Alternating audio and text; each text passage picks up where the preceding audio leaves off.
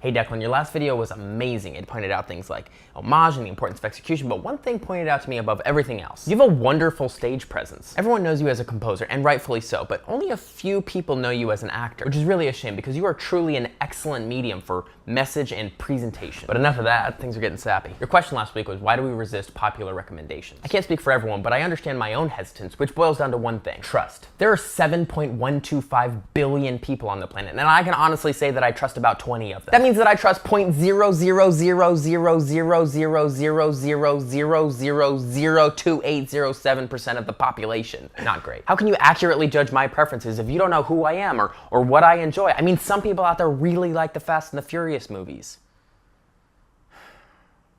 That doesn't explain why when you tell me to watch Breaking Bad, it takes me 3 years longer than everyone else. I mean, I trust you, right? So what's keeping me from watching what you recommend? Comfort. With the proliferation of Netflix, it's never been easier to watch all 182 episodes of Scrubs, which I'm doing right now, actually. God, I love that show. Or every episode of Friends, which I don't mean to alienate our audience, but what's the point?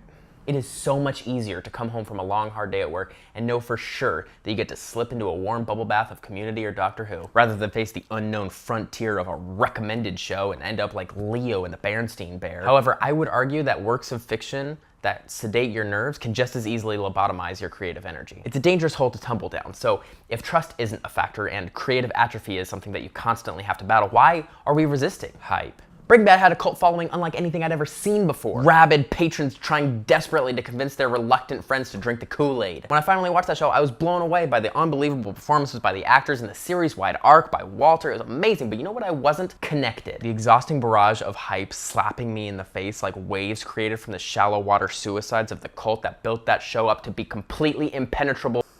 It didn't allow me to accept the show for what it really was and what the writers wanted it to be. Listen, we could have 100 shows delving deeper into this subject matter, but we can't. We just gotta move forward. I wanna talk about cringe-worthy memories. Remembering something so obtrusive that it needs to infect your everyday and assimilate your central nervous system, make you flail around and kick and close your eyes and shout. I have many of these memories, but 3 of them are particularly acidic. One of them is really inappropriate, and I'm not gonna talk about it in this venue. Honestly, it's really personal, guys, so just like, how about we just drop it? One time I wanted to play basketball with Dad really bad, so I kept closing his laptop and he would open it up and I would close it and then he would open it up and then I would close it and eventually it fell and split in half and I felt terrible about it and every time I think about it, Another is a series of instances learning how to interact with the opposite sex that just leads to miscommunication and a self-conscious ball just in your chest. It's just horrible.